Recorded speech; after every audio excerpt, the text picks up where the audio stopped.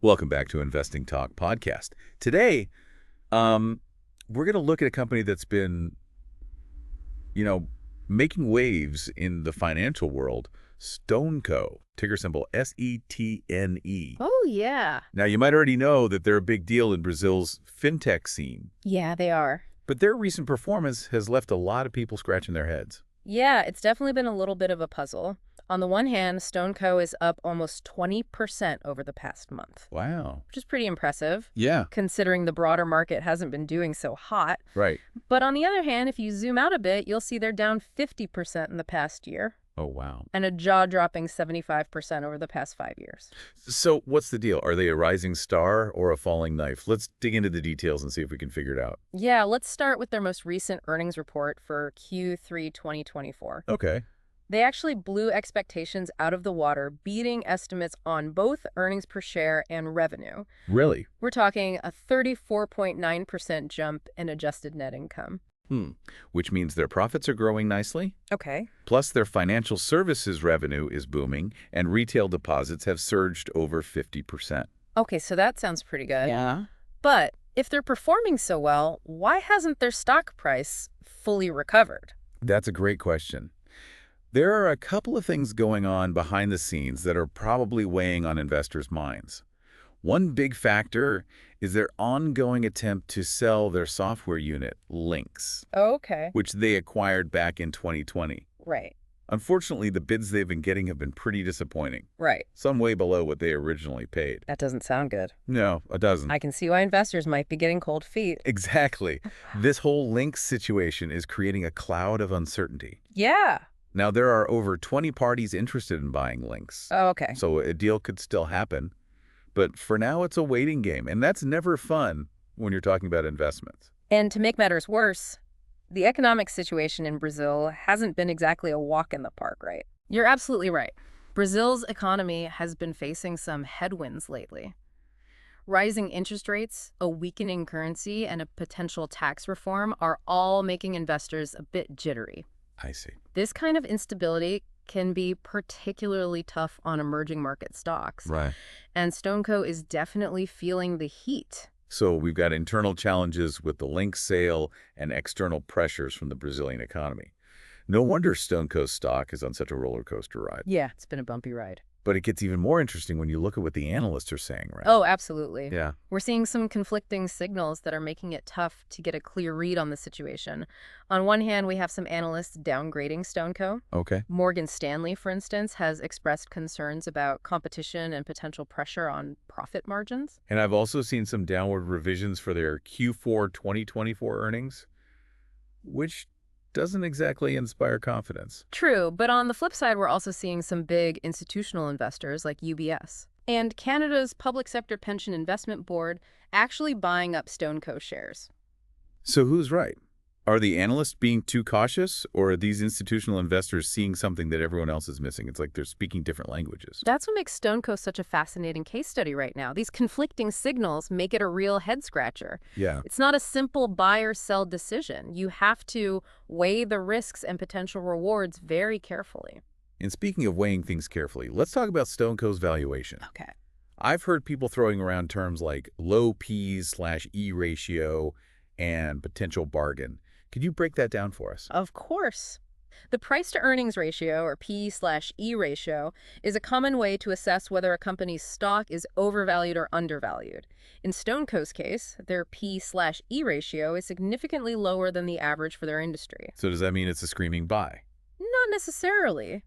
While a low P/E ratio can sometimes signal a good deal, it's not always that straightforward. Okay. Think of it this way. You see two identical cars for sale, but one is priced much lower. Okay. You might jump at the chance to snag the cheaper one, Right. but then you find out it has a history of engine trouble. Oh. Suddenly, that bargain doesn't seem so appealing, does it? So how do we know if StoneCo is a good car or a lemon? What should we be looking for? That's the million-dollar question. I think it all boils down to whether they can overcome these short-term challenges and deliver on their long-term growth potential. And speaking of long-term growth, StoneCo seems to have a lot going for it, especially with the fintech sector booming in Brazil. But those short-term headwinds are definitely something to keep an eye on. Absolutely. And I think the upcoming Q1 2025 earnings report, which is expected on March 18th, could be a pivotal moment. Okay. Will it be the catalyst for a breakout, or will those macro headwinds continue to hold them back? I guess we'll have to wait and see. It sounds like StoneCo is at a crossroads. What are your thoughts? Well, I wouldn't write them off just yet. They've got a lot of potential, and they're clearly taking steps to address these challenges.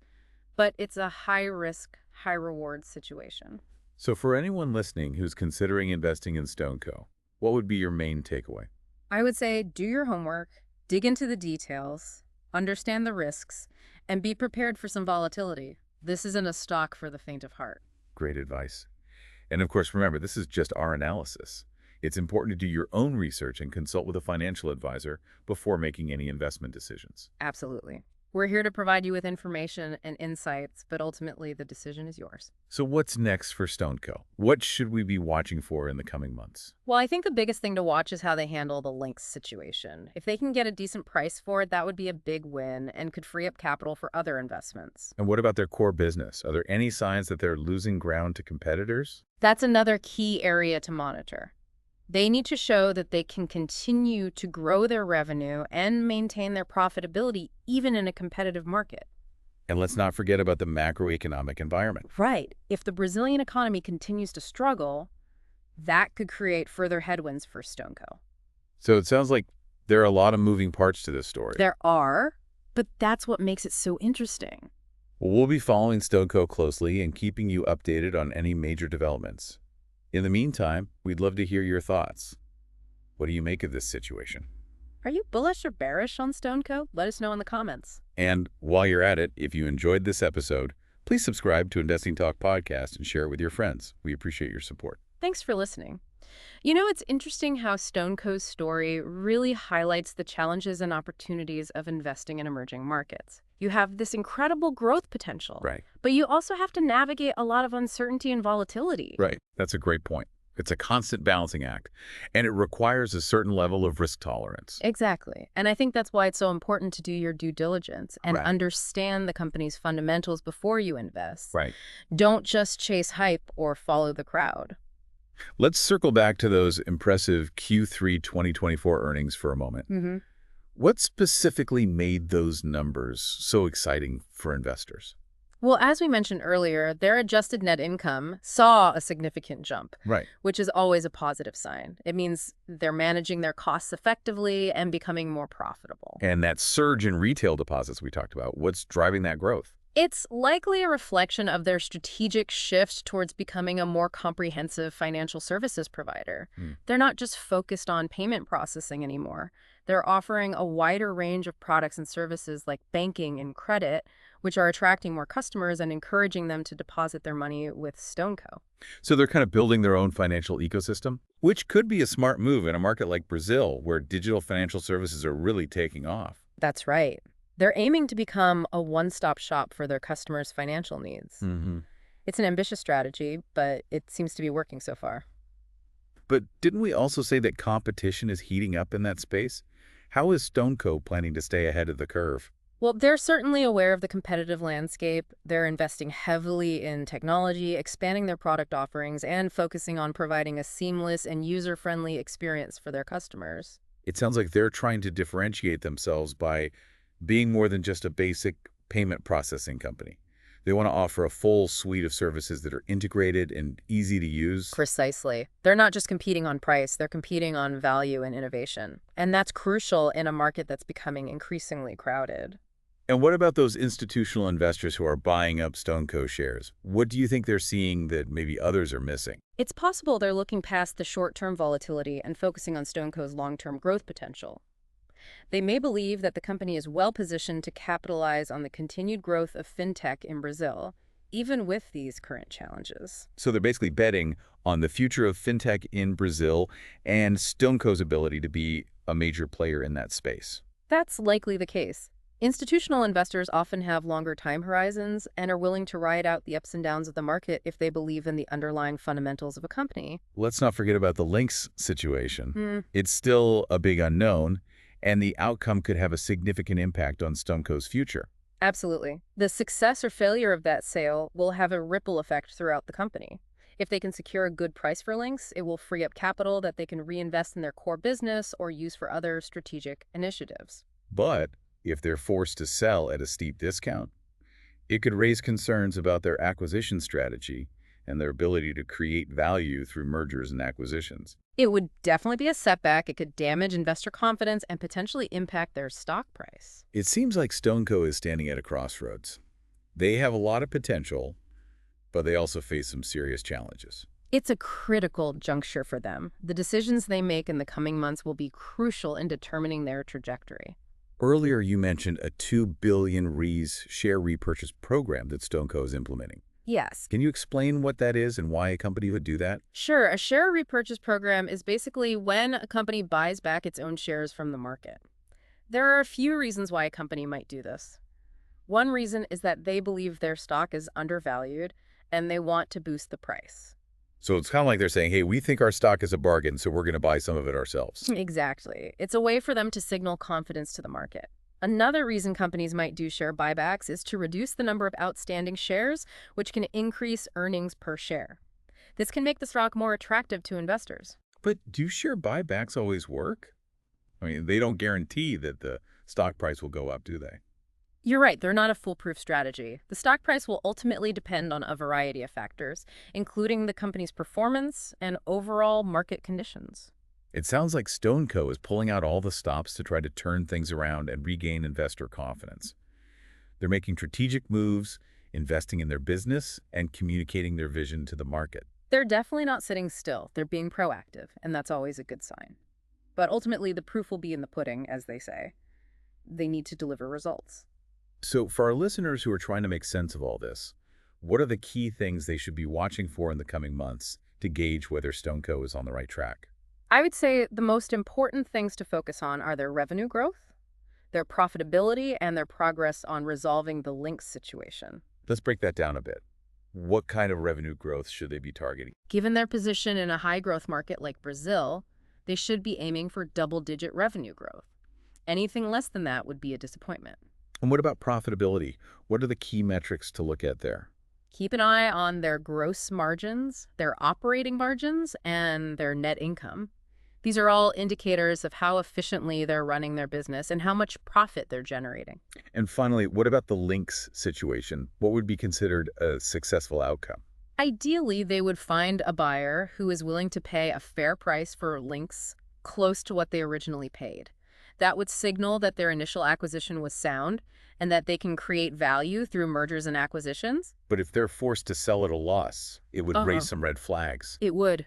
It would suggest that they may have overpaid for Linx and that their acquisition strategy needs to be reevaluated. So the stakes are pretty high for StoneCo.